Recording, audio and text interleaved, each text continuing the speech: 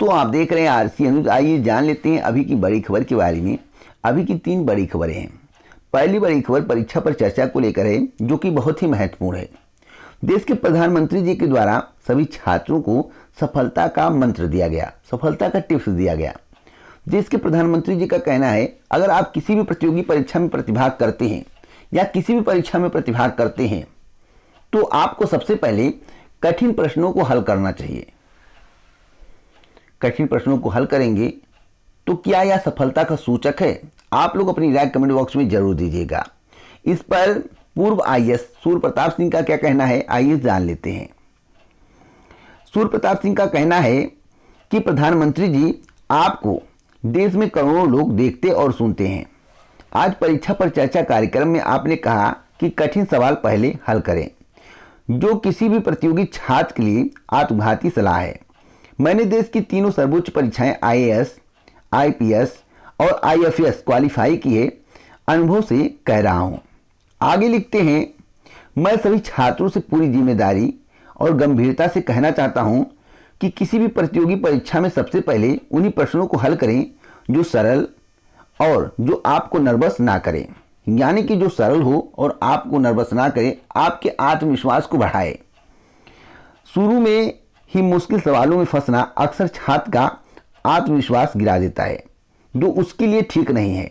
आगे लिखते हैं कि प्रतियोगी परीक्षाओं का नया फॉर्मेट तो और भी तेजी और अल्पावधि का होता है। ऐसे में आज परीक्षा पर चर्चा में कही गई प्रधानमंत्री जी की बात से मैं पूरी तरह से असहमत हूं और मेरा सभी को निजी तौर पर यही सुझाव होगा कि सबसे पहले सवाल वही हल करें जो आपके अंक और आत्मविश्वास दोनों को बढ़ाए। तो बहुत ही महत्वपूर्ण बात सूर्य प्रताप सिंह के द्वारा कही गई है, जो कि पूर्व आईएएस हैं। इन्होंने तीनों परीक्षाएं क्वालिफाई की हैं, आईएएस, आईपीएस और आईएफएस। एक पूर्व आईएएस का सलाह है कि सबसे पहले आपको सरल प्रश्नों को हल करना चाहिए, जिससे आपका आत्मविश्वास गिरे ना, आपका आत्मविश्वास बढ़े। अगर आप कठिन प्रश्नों को हल करेंगे, अगर आप नहीं कर पाएंगे तो उससे आपका आत्मविश्वास गिरेगा। तो आप पूर्व आईएएस सूर्य प्रताप सिंह के इस लेख से, इस ट्वीट से खुश हैं या देश के प्रधानमंत्री जी की परीक्षा से चर्चा से? तो आप लोग अपनी राय कमेंट बॉक्स में जरूर दीजिएगा। अगली खबर बहुत ही महत्वपूर्ण है, सोने और चांदी के दाम को लेकर। होली के वक्त सोना और चांदी के भाव में जबरदस्त गिरावट आई थी। अब लगन की आहट के साथ ही सरफरा बाजार में फिर तेजी आने लगी है। इसी सप्ताह में चांदी का भाव 2000 रुपये प्रति किलो और सोने में 1200 रुपये बढ़ गया, जो नई ऊंचाइयों को छू रहा है।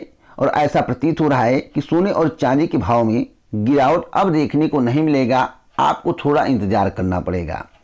तो वर्तमान का जो रेट है 46,675 रुपये और चांदी का 66,363 रुपये।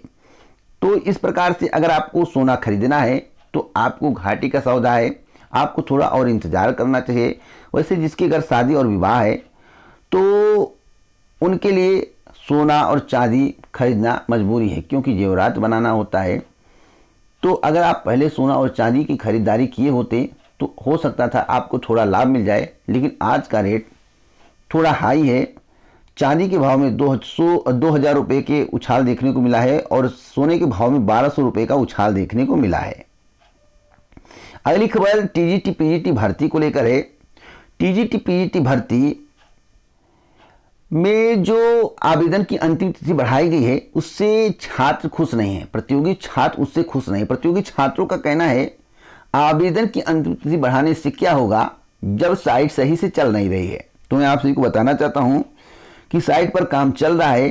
कल शाम तक आपको साइट सही चलती दिखाई देगी।